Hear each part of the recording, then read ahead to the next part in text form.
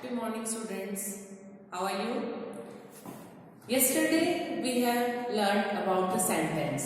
We have learned that a group of words which make a sense is called sentence. Okay. Now group of word means it doesn't mean कि कोई भी words उठा के कहीं भी लगा दिए तो sentence बन जाएगा. Which are making some meaning. उसके कुछ rules होते हैं. ठीक है. सबसे पहले हमने जैसे कहा subject आएगा और उसके बाद प्रेडिकेट. प्रेडिकेट के अंदर यू मस्ट हैव ऑब्जर्व कि पहले वर्ब आता है और उसके बाद ऑब्जेक्ट आते हैं. Gradually you will learn all verb. You know helping verb one thing is there. Helping verb means auxiliary verb जिसको बोलते हैं which are showing us tense. Is, am, are, have, has, was, were, these all are helping verb और auxiliary verb. तो ये helping verb होती है वो subject के बाद आती है. उसके बाद मेन वर्ब आता है. जैसे रोहन इज प्लेइंग फुटबॉल. तो रोहन सब्जेक्ट हो गया, इज जो है हेल्पिंग वर्ब है, प्लेइंग वर्ब है और फुटबॉल ऑब्जेक्ट है. This are the part of sentence. तो एक रूल होता है सब्जेक्ट पहले, then helping verb, then verb, then object. It can change. अभी जब टाइप ऑफ सेंटेंस अलग अलग आएंगे then we'll learn how these things are changing their place and they are changing the type of sentence. Let us see first which all are part of sentence.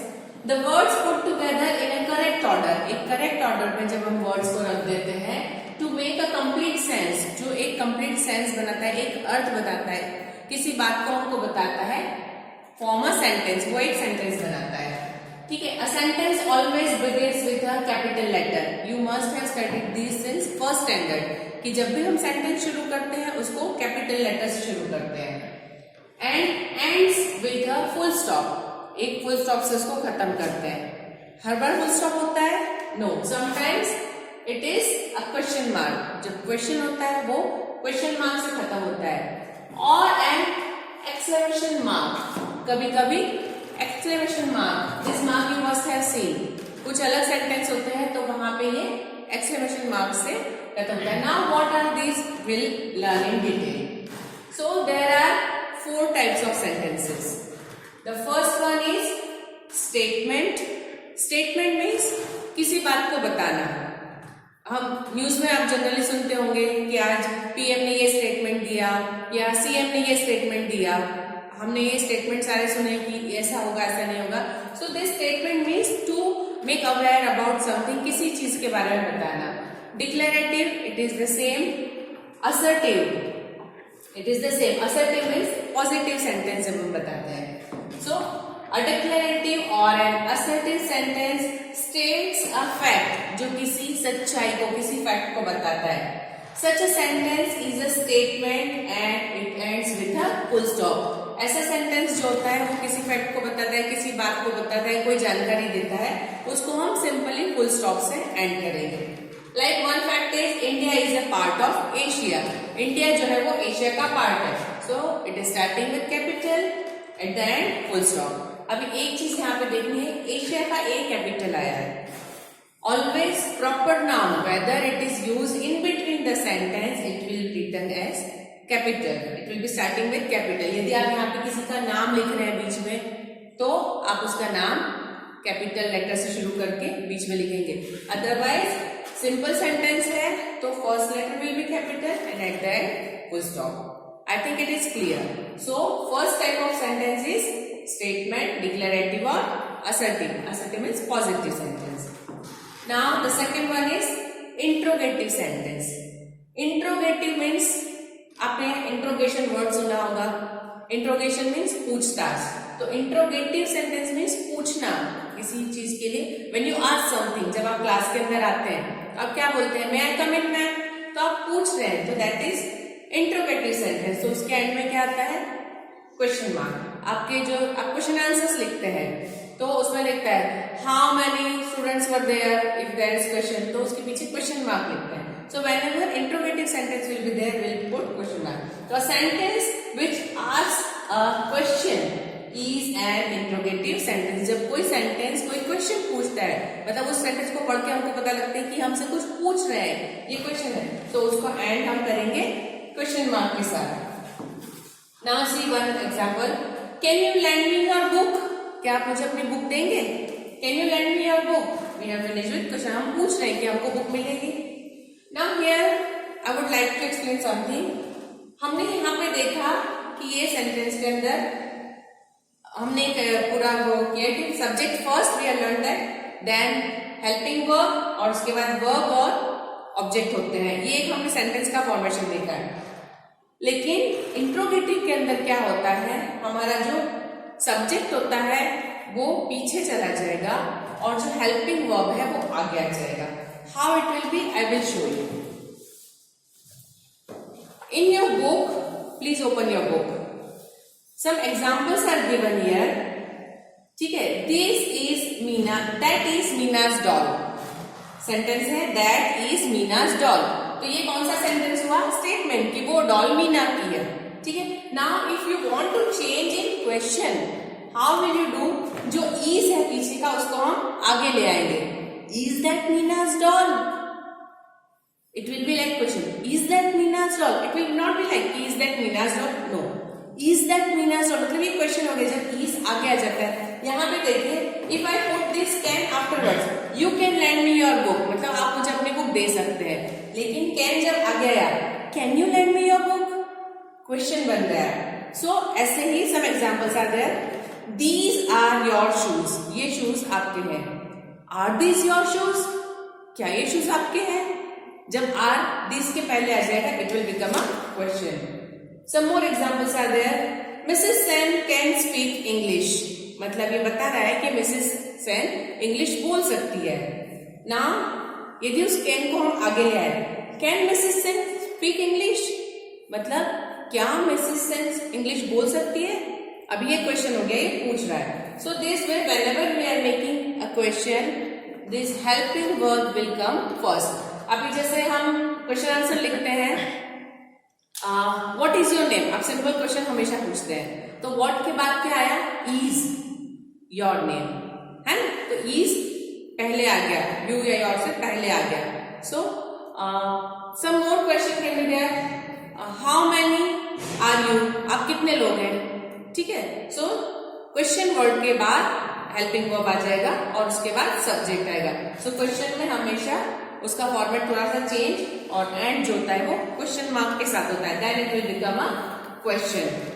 Now let us see imperative sentence. Imperative sentence, उसके side में bracket में लिखा है order. मतलब order means क्या होता है? आप होटल में जाते हैं, आप ऑर्डर देते हैं, मतलब आप बोलते हैं ये लेके आओ, वो लेके आओ, ये चाहिए. ठीक है. सो इंपेरेटिव मीन्स टू ऑर्डर, किसी को कुछ बोलना, कुछ करने के लिए कहना. An imperative sentence expresses a command, order. Command and order they are synonyms. Command देना यानी किसी को कुछ करने के लिए या ना करने के लिए बोलना, सेम वैसे order. A request, कभी कभी होता है कि हम ऑर्डर नहीं दे सकते तो we can request. बहुत सारी जगह पे रिक्वेस्ट होता है. Give example. और एंड एडवाइस, या कोई एडवाइस होती, सलाह होती कि ऐसा करिए, ऐसा मत करिए. Like command होता है when you are in the class, you are talking too much. What teacher says? Keep quiet. बोलते हैं ना, don't stand up. So if you want to ask, raise your hand. So these all are commands teachers are giving you. और request, आप कहीं बाहर जाते हैं तो वहां पर एक बोर्ड लगा होता है कहीं कहीं पे, उस पर कहीं पे रिक्वेस्ट होती है, कहीं पे एडवाइस होती है. जैसे यदि आप डॉक्टर के कैबिन में एंटर होते हैं, उसके बाहर एक बोर्ड लगा होता है, please switch off your mobiles और please keep your mobile silent. ठीक है. So this is a request, आपको एक रिक्वेस्ट की है. आप सड़क पे जा रहे हैं तो वहां पे एक एडवाइस लिखी होती है, keep left, go slow, speed between this to this. So these all are advice to you. So ये जितने सेंटेंस होते हैं, these all are called imperative sentence. I hope it is clear to you. These all are imperative sentence or orders. We have learned statement, declarative, assertive, interrogative and imperative. Now the fourth type is exclamatory sentence. Exclamatory sentence means suppose teacher आपकी class में आई, maths का period है, teacher class में आए, teacher बोलते हैं today there is some change in the period, तो अभी मैथ्स की जगह आपका इंग्लिश पी का पीरियड है. So how will you react? How will you react? You will be happy suddenly, isn't it? So, wow ma'am, thank you very much. You will be happy कि आपको P का period मिल गया. So that explanation, जो आपका expression आता है उसको जो लिखा जाता है, that is exclamatory sentence में लिखा जाता है. अब ये किस तरह के होते हैं? Let us see. An exclamatory sentence expresses a sudden and a strong feeling. Suddenly जो feeling आती है, एकदम strong feeling, जो किसी भी चीज को देख के आपका सडनली जो आपके अंदर जो भाव आते हैं वो जब शब्दों के द्वारा बाहर निकलते हैं. When you express your feelings as happiness, जब आप खुश हो जाते हैं, wow what a beautiful sight, आपको कोई गिफ्ट मिला, wow wonderful gift. Then surprise, आप घर गए और सडनली आपका कोई बेस्ट फ्रेंड जो बहुत टाइम से नहीं मिला और घर पे बैठा हुआ है, सो हे आर यू हियर, आप एकदम से आश्चर्य से पूछते हैं ना. और पिटी, बहुत दया आती है, oh no I miss the bus, bus miss हो गई तो दुख होता है ना. सुबह आप तैयार होकर पहुंचे लेकिन आप 1 सेकंड लेट हो गए, आधी मिनट लेट हो गए, आप देख रहे हैं बस जा रही है, oh no I miss the bus. और थैंकफुलनेस, बट बाय चांस आपको कोई मिल गया, वो बोलते चलो मैं नेक्स्ट टाइम तक छोड़ देता हूँ आपको, तो आप क्या बोलोगे? थैंक गॉड आप मुझे मिल गए, मुझे बस मिल जाएगी. सो दिस वे जो डिफरेंट फीलिंग्स होती है उसको आप सडनली एक्सप्रेस करते हैं. तो that time we are putting at the end exclamation mark, extended line and dot, this is called exclamation mark. So oh what a beautiful flower, ठीक है, ये उसको देख के सडनली फीलिंग आई, हैप्पीनेस की फीलिंग है. So these all are types of sentences: statement, declarative और assertive, then interrogative, then imperative, and then exclamatory. These are the 4 types of sentence. I would like to tell you some of the exercises. One second. This tomorrow you have to do, but I'll explain just now.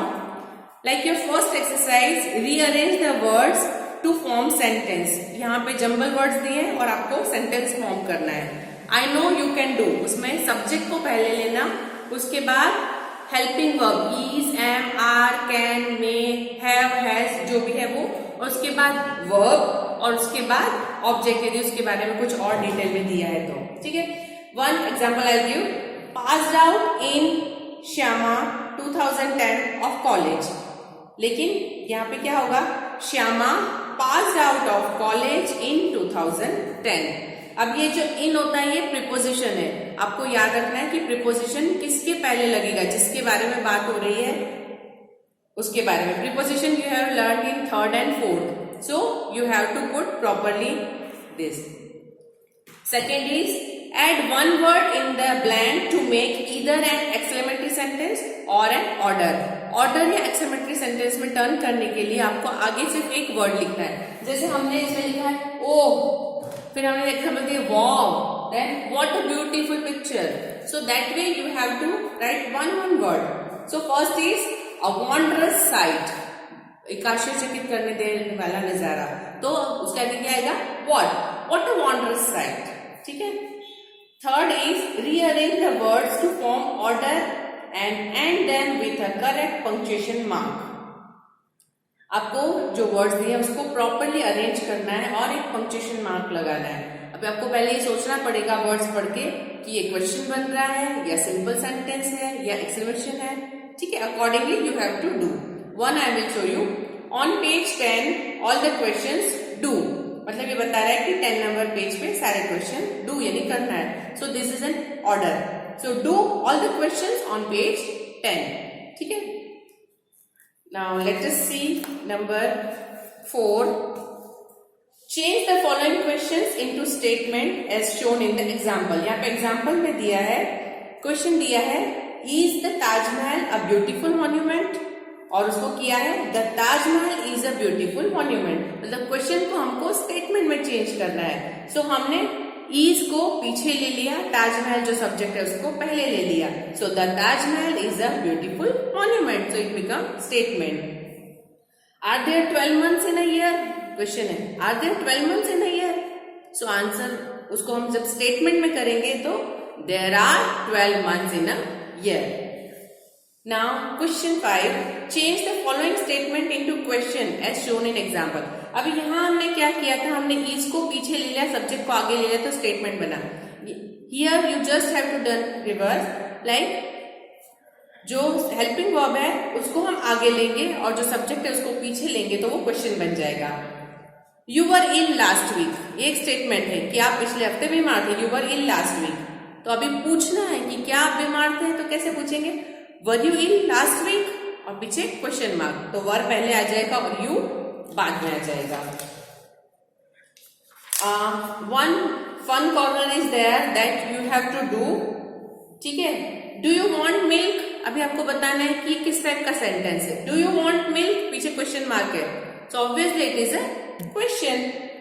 So this way you have to finish your exercise tomorrow. Okay, thank you very much.